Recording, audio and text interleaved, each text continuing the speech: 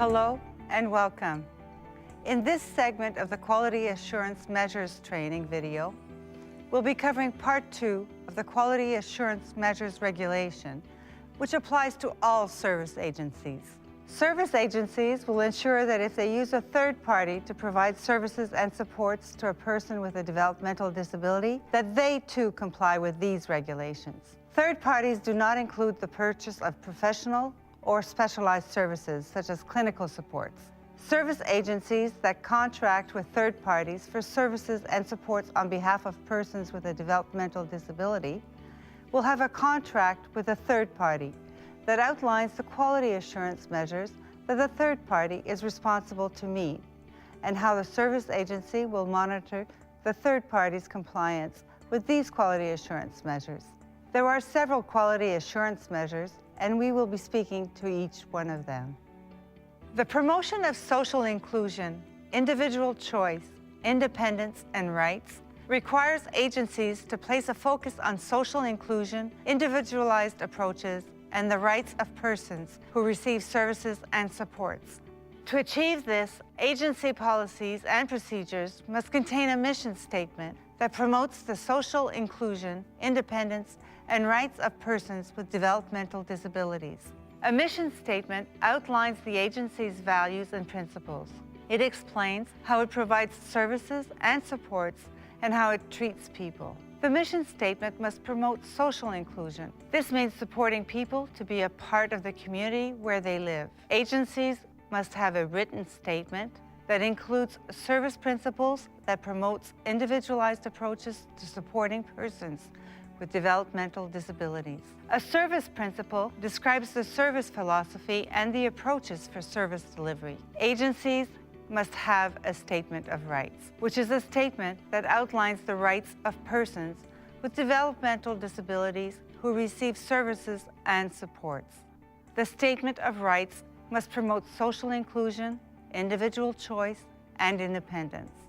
What are the requirements for implementing quality assurance measures that promote social inclusion? To ensure that each person receiving supports and services is empowered and supported to make their own decisions and acknowledging their right to self-determination while balancing the level of risk of a person's decisions, you will conduct a mandatory orientation of your agency's mission statement, service principles, and statement of rights with the persons with a developmental disability, new staff members, new volunteers, and new members of your board of directors. And conduct an annual refresher of the mission statement, service principles, and statement of rights thereafter with persons with a developmental disability, staff, and volunteers. Ensure that the board of directors conducts an annual review of its mission statement, service principles, and statement of rights, which shall include any updates as necessary. Keep a record of all orientations, refreshers, and reviews. Each person receiving supports and services will have the opportunity to express their own views about important decisions concerning themselves and to have the opportunity to participate in the decisions that affect their life. To clearly articulate the services and supports that the service agency will provide for each person and how those services and supports relate to the person's goals. Each person with a developmental disability will have an individual support plan, and they will participate as fully as possible in the development and annual review. An individual support plan is a written document developed by a service agency that identifies specific strategies that are to be undertaken to help the person achieve their goals. It outlines the services and supports that are to be provided to the individual. Many different types of support plans exist that meet the quality assurance measures requirements. However, the individual support plan shall identify 1. The persons who were involved in its development. 2. That all relevant parties are kept fully informed and that no area of the support plan is overlooked. 3. The specific short-term and long-term goals of the person with a developmental disability. 4. Other community resources that may be required, including medical, vocational, recreational, cultural, religious, and social resources. 5. The specific funded services and supports that are to be provided to the person with a developmental disability, such as passport, community participation supports, ODSP. 6. Actions required to achieve expected outcomes. 7. The persons responsible for implementing the actions, including setting out their roles and responsibilities. 8. The manner in which services and supports are to be provided. 9. The amount of allocated resources, such as the amount of or number of hours of ministry-funded developmental services and support. For example, residential support, community participation support, speech and language. While not necessary, ODSP cost recovery could also be noted. In the future, when ministry funding is allocated on an individualized basis, the individualized budget will be included. 10. The date of review to update the individual support plan to clarify goals, expected outcomes, and allocated resources. 11. Documentation on areas where the person is most vulnerable and any necessary safeguards to protect the health and safety of the person, such as supervision and environmental controls within the home and community. And 12. The level of support the person has requested or requires to manage their day-to-day finances. An individual support plan is different from a person-directed plan or person-centered plan. An individual support plan focuses on the identification of personal goals and outcomes to be achieved over the course of a year with ministry-funded support provided by the agency. A person-directed plan may be broader, encompassing short and longer-term goals, as well as support from a variety of sources in the community. Each service agency needs to discuss with each person with a developmental disability, both during the development of the individual support plan and at its annual review, if they would permit the information to be shared with persons other than agency staff members. It is necessary that the date of the individual support plan and the dates of any updates of the plan are recorded. Some people who have a developmental disability can look after their own money and banking. Others need help. For situations where people need help, service agencies will have policies and procedures to manage the personal finances of persons with developmental disabilities, where the person requests assistance or the assistance is identified in the individual support plan. For example, this could include help with budgeting, bank transactions, personal record keeping, and support to understand bank information, such as statements or application forms. This requirement does not, however, refer to making financial investments. Note that it is not a requirement that an agency provide assistance to an individual with their finances.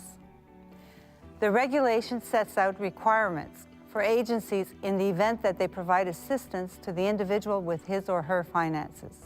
For any persons assisting with the management of finances that is acting on behalf of the person with a developmental disability, the service agency should note this in the person's individual support plan and/or the person's file.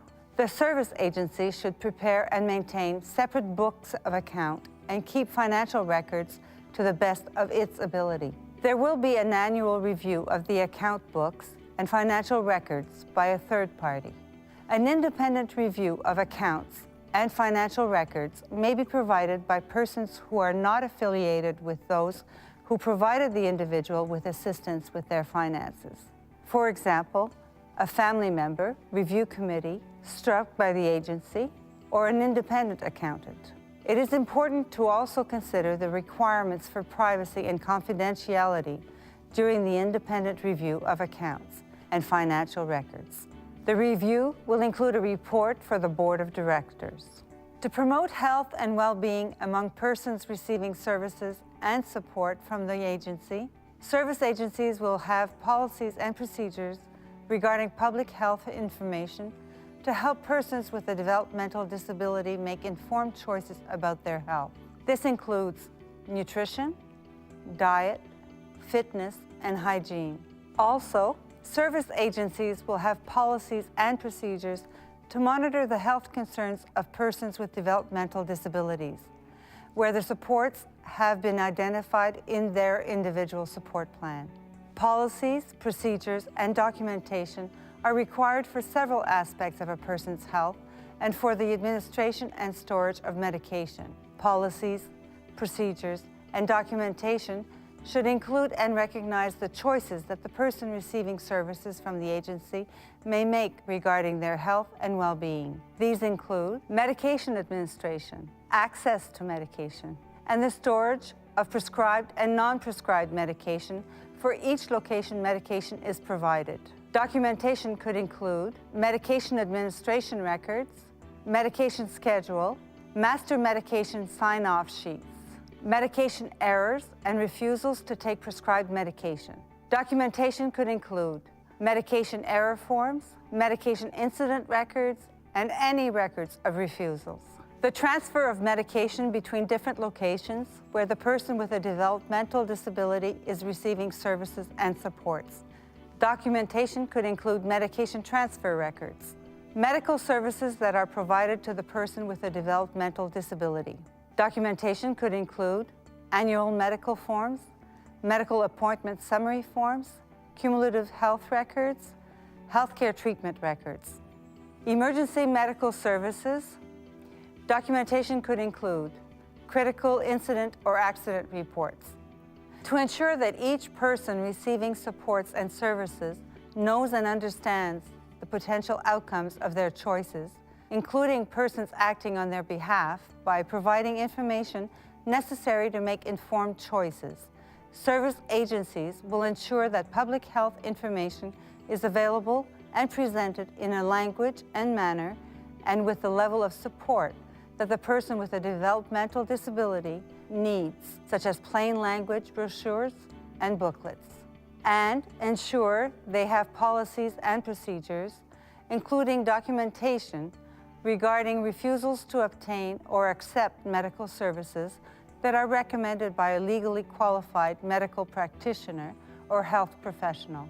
To ensure all service agency staff are trained to meet each person's basic and special health care requirements and treatment needs in everyday situations and emergencies, service agencies shall provide training to its staff members on first aid and CPR, or arrange for the training to be provided by a third-party health or medical professionals.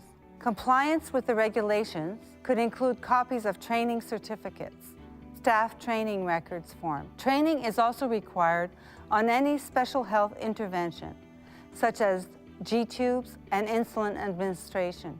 Service agencies shall provide training to staff on meeting the specific needs for the health and well-being of persons with a developmental disability, which include training on any controlled acts required.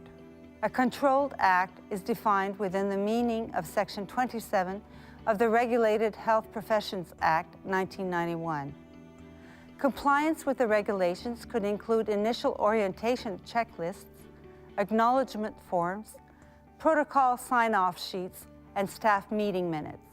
To ensure that each person is supported in a safe and respectful environment where abuse will not be tolerated, all service agencies will address abuse prevention and reporting in their policies and procedures.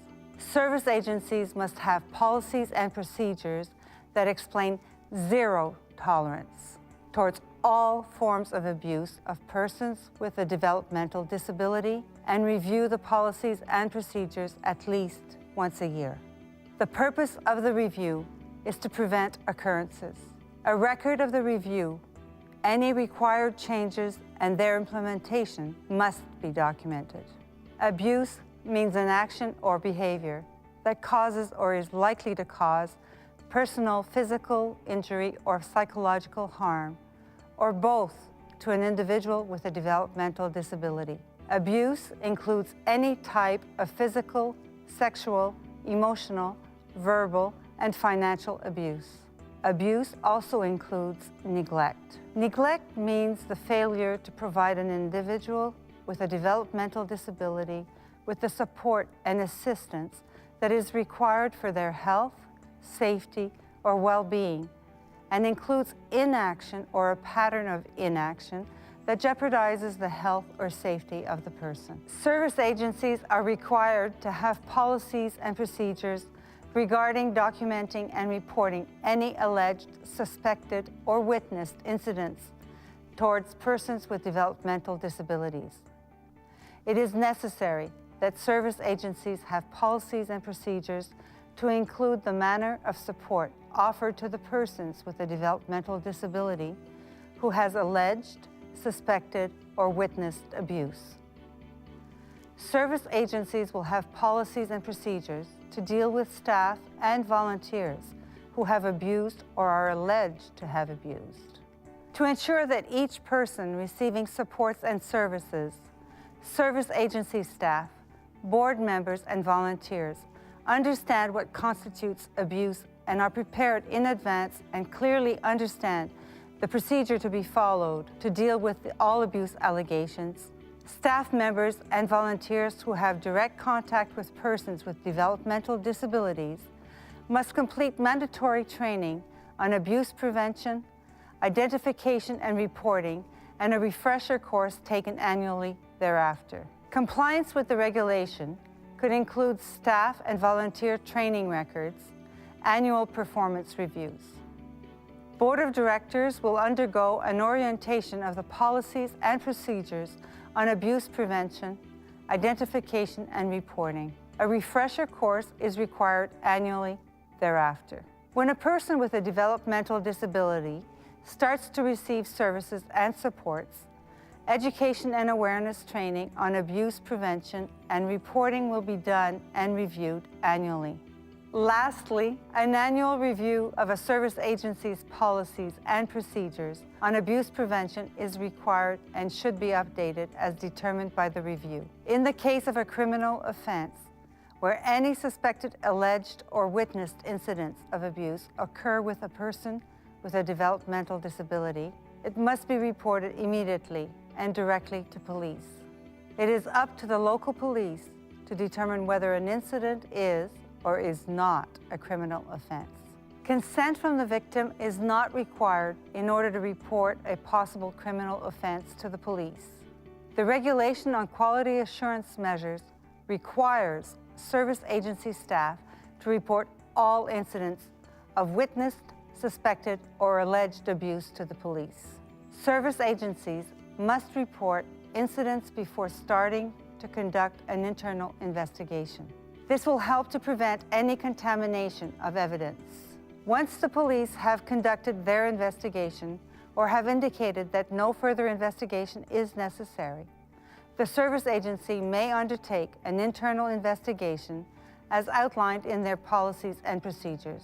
This does not prevent the service agency from taking appropriate steps to support the alleged victim, such as making sure the person is safe or has medical attention. Service agencies will have policies and procedures on the notification of anyone acting on behalf of the person with a developmental disability of an alleged, suspected, or witnessed incidents of abuse.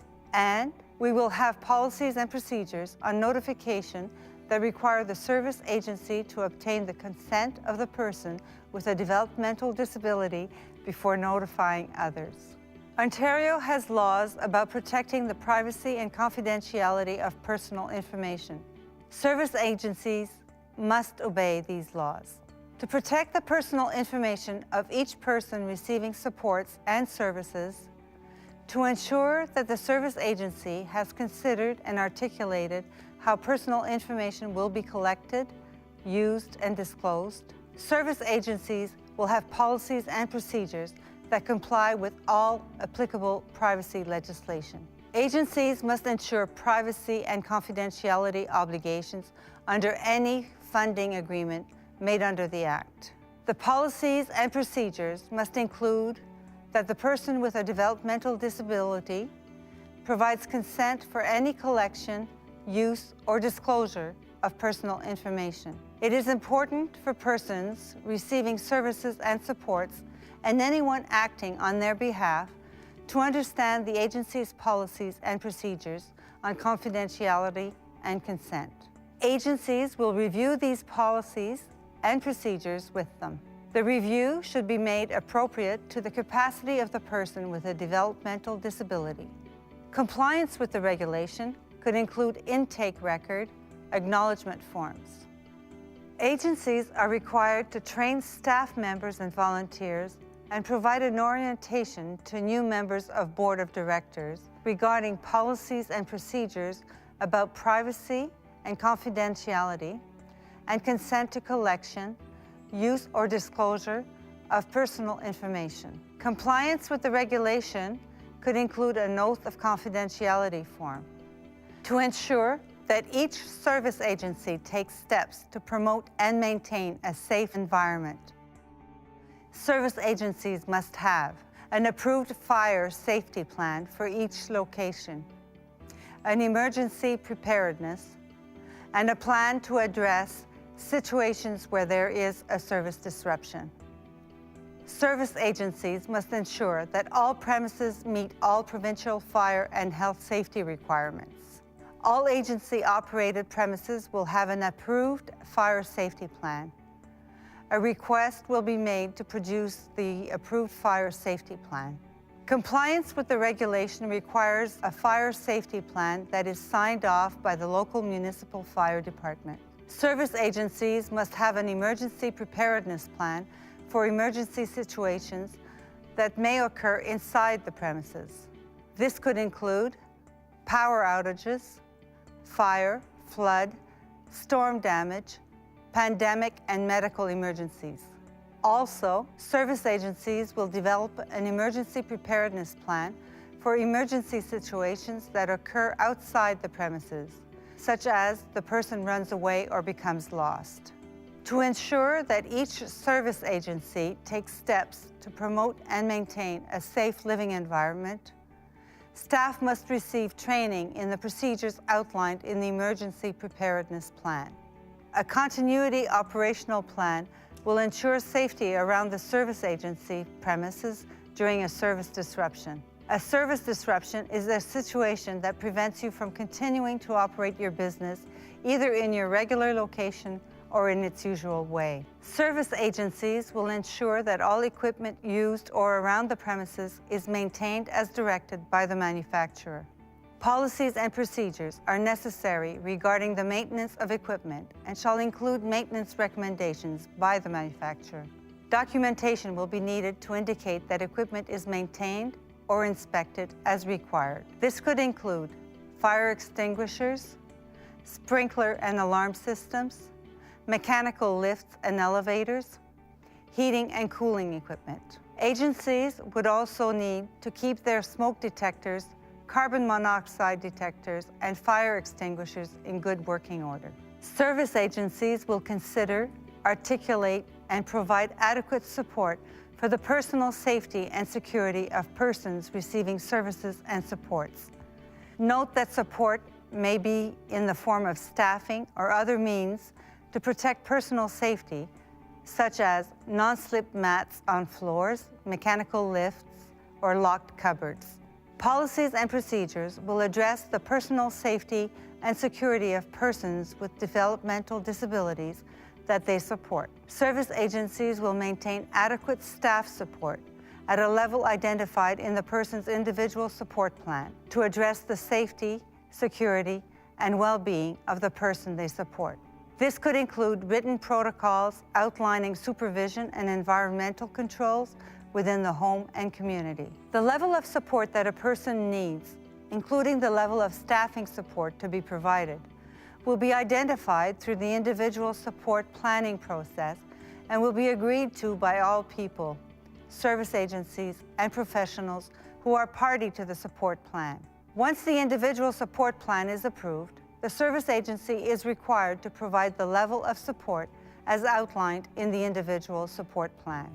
If the service agency cannot provide the appropriate level of staff support, then alternative services and support should be considered. If a person is refusing support for even short periods of time, the service agency should note this in the person's file. In cases where the health, safety, and security of the person is threatened, the appropriate people and/or authorities should be notified, such as the police, medical personnel, or anyone acting on behalf of the person. Service agencies need to have policies and procedures related to persons who withdraw from services and supports. All staff members and volunteers must receive an orientation and training on the service agency's policies and procedures and the individual needs of the persons with developmental disabilities whom the staff member or volunteer will support. Agencies will document the date of orientation and initial training, as well as any future training on providing support to persons with developmental disabilities. Documentation should be maintained in the staff member's current personnel file. To be proactive in the recruitment process and assess a potential employee's and/or volunteer's suitability for working at the agency and with persons with a developmental disability, a personal reference check and police records check are required. Confirmation must be maintained in the personnel file. A police records check is a record of a person's involvement with the police obtained through a search of police databases and includes a review of the vulnerable sector screen. A personal reference check and police records check will be completed for volunteers and board members if they have direct contact with the persons with developmental disabilities. Service agencies will have written protocols with local police services to ensure the type of information provided through a police record check is appropriate to the position being applied for. The personal reference check and police records check must be completed as soon as possible for the new staff member, volunteer, or board member.